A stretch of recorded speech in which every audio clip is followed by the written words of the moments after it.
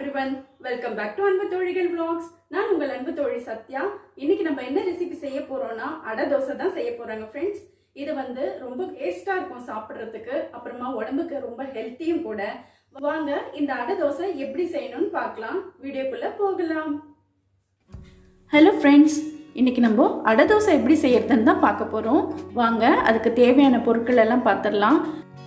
இப்போ நான் சொல்ல போற பொருள் எல்லாம் நான் இதே டம்ளர்ல தான் அளக்க போறேன். ஸோ கவனமாக எல்லாம் நோட் பண்ணிக்கோங்க என்னென்ன பொருள் சேர்க்கலான்னு சொல்லிட்டு. நான் இட்லி அரிசி தான் எடுத்திருக்கேன். அதாவது ஒரு கிளாஸ் ஃபுல்லாக இட்லி அரிசி எடுத்திருக்கேன். நம்ம புழுங்கல் அரிசி வேணும்னா கூட சேர்த்துக்கலாம். நான் இப்போது இட்லி அரிசி தான் எடுத்திருக்கேன். நம்ம அடை தோசைக்கு எப்போவுமே அரிசி தனியாக பருப்பு தனியாக தான் ஊற வைக்கணும். ஸோ அரிசி ஒரு கிண்ணத்தில் போட்டு எடுத்து வச்சுக்கிட்டேன். அடுத்து ஒரு பாத்திரத்தை எடுத்து வச்சுக்கிட்டு நம்ம அதே டம்ளரில் அரை டம்ளர் அளவுக்கு கடலைப்பருப்பு அது சேர்த்துக்கலாம். அடுத்து அதே டம்ளரில் அரை டம்ளர் அளவுக்கு துவரம்பருப்பு சேர்த்துக்கலாம். அடுத்து 1/4 டம்ளர் அளவுக்கு நான் சிறுபருப்பு எடுத்திருக்கேன், அதை சேர்த்துக்கலாம். அடுத்து 1/4 டம்ளர் உளுத்தம்பருப்பு அதையும் சேர்த்துக்கலாம். இப்போ அரிசி தனியாக பருப்பு தனியாக நம்ம எடுத்து வச்சுக்கிட்டோம். இது ரெண்டுத்தையும் நல்லா கழுவி ஒரு 4 மணி நேரம் நல்லா ஊற வைக்கணும். அடுத்து இந்த அரிசியையும் பருப்பையும் நல்லா கழுவி எடுத்துகிட்டு வந்துட்டேன். இப்போது தேவையான அளவு தண்ணி சேர்த்து இதை நம்ம ஊற வச்சுக்கலாம். இப்போ இந்த பருப்பில் நம்ம என்ன சேர்த்துக்க போகிறோம்னா ஒரு அரை டீஸ்பூன் அளவுக்கு வெந்தயத்தை சேர்த்துக்கலாம். அடுத்து ஒரு 1/4 டீஸ்பூன் அளவுக்கு ஜீரகத்தை சேர்த்துக்கலாம். அடுத்து நம்ம எடுத்து வச்சுருக்கிற இந்த 6 காஞ்ச மிளகாய்களை காம்பு கிள்ளி இதில் சேர்த்துக்கலாம். இது எல்லாமே இந்த தண்ணியில் நல்லா ஊறணும். அப்போ தான் நமக்கு அரைக்கும் போது நல்லா ஃபைனாக அரைப்படும். நம்ம எடுத்து வச்சுருக்க அடுத்த மீதி பொருள் எல்லாம் மஞ்சள் தூள், உப்பு, அப்புறமா பெருங்காயத்தூள் இதெல்லாம் மாவு அரைச்ச பிறகு நம்ம ஆட் பண்ணோம். ஸோ இந்த பொருளெல்லாம் சேர்த்து நம்ம ஒரு 4 மணி நேரம் மொத்தமாக ஊற வைக்க போகிறோம். இப்போது நம்ம பருப்பு அரிசியெல்லாம் ஊற வச்சு 4 மணி நேரம் ஆயிடுச்சு, நல்லா ஊறிடுச்சு. இப்போ நம்ம ஒரு மிக்சி ஜார் எடுத்துக்கலாம். இது குவான்டிட்டி கம்மியாக இருக்கிறதால நம்ம மிக்சி ஜாரில் அரைக்க போகிறோம். இப்போ முதல்ல நம்ம அரிசி தான் அரைக்க போகிறோம். ஸோ மிக்சி ஜாரில் இந்த இட்லி அரிசியை சேர்த்துக்கலாம். சேர்த்துக்கிட்டு கொஞ்சமாக தண்ணி விட்டுக்கோங்க, லைட்டாக தண்ணி விட்டுக்கிட்டால் போதும்.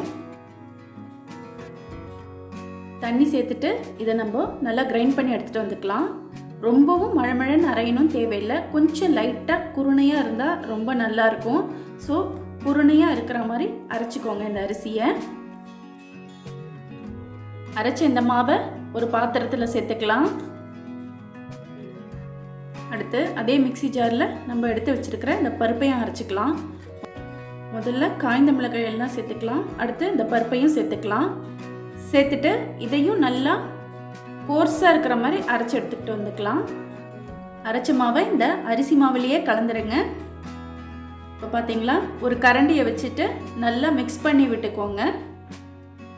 அடுத்து நம்ம எடுத்து வச்சுருக்கிற 1/4 டீஸ்பூன் அளவுக்கு மஞ்சள் தூள் இதில் சேர்த்துக்கலாம். அடுத்து 1/4 டீஸ்பூன் அளவு பெருங்காய பொடியை சேர்த்துக்கலாம். பெருங்காயம் கட்டாயம் சேர்க்கணும், ஏன்னா பருப்பு சேர்த்துருக்கோம், அதனால் தேவையான அளவு உப்பை சேர்த்துக்கலாம். இதெல்லாம் சேர்த்துட்டு நம்ம ஒரு கரண்டி வச்சு நல்லா மிக்ஸ் பண்ணிக்கலாம். மிக்ஸ் பண்ணிவிட்டு ஒரு தட்டு போட்டு மூடிடலாம். எல்லாருமே அடை மாவை அரைச்ச உடனே சுடலான்னு சொல்லுவாங்க, ஆனால் அது அவ்வளவா டேஸ்ட்டாக இருக்காது. ஸோ அது ஒரு 3 மணி நேரமாவது புளிக்கணும், அப்போ தான் சாப்பிட்றதுக்கு அடை தோசை ருசியாக இருக்கும். இப்போது 3 மணி நேரம் ஆயிடுச்சு. தட்டு திறந்து பார்த்துக்கலாம். மாவு நல்லா புளிச்ச மாதிரி இருக்குது, ஏன்னா கொஞ்சம் பபிள்ஸ் வந்திருக்கு. இப்போ இதில் நான் 2 வெங்காயத்தை நல்லா பொடியை நறுக்கி வச்சுருக்கேன். ஒரு கீத்து கருவேப்பிலையும் எடுத்து வச்சுருக்கேன். ஸோ கருவேப்பிலை, வெங்காயம் இது ரெண்டுத்தையுமே இந்த மாவில் ஆட் பண்ணிக்கலாம்.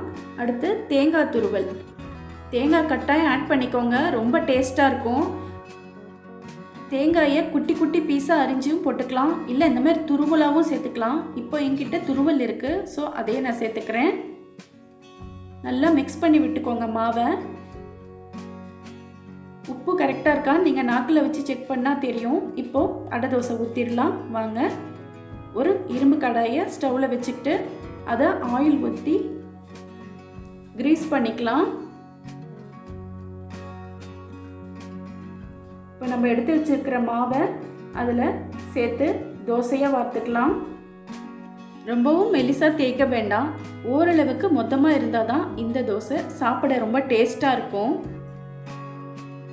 இப்போ ஆயில் சேர்த்துக்கலாம். கொஞ்சம் தாராளமாகவே ஆயில் விடுங்க, நல்லா சுற்றி விடுங்க ஆயிலை. அடை தோசை சுடும்போது ஸ்டவ் எப்போவுமே மீடியம் ஃப்ளேமில் தான் இருக்கும், மறக்காமல் இதை ஞாபகம் வச்சுக்கோங்க. இப்போது ஓரளவு வெந்துருச்சு. இப்போ நம்ம திருப்பி போட்டுக்கலாம் தோசையை. பார்த்தீங்களா எவ்வளோ கலராக இருக்குது பின்னாடி? இப்படி தான் இருக்கணும்.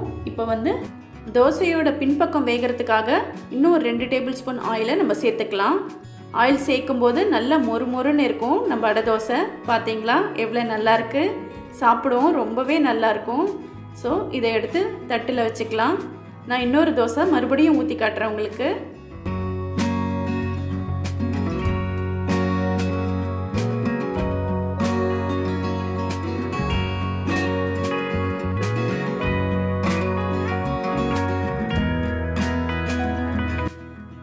பார்த்தீங்களா இப்போது அடை தோசை ரெடி ஆகிடுச்சு.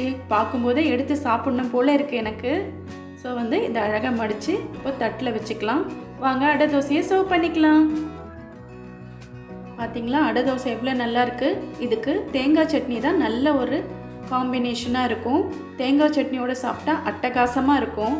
இது ரொம்ப ப்ரோட்டீன் ரிச் நிறைஞ்ச ஃபுட்டுங்க. ஸோ இது எல்லாருமே சாப்பிட்லாம்.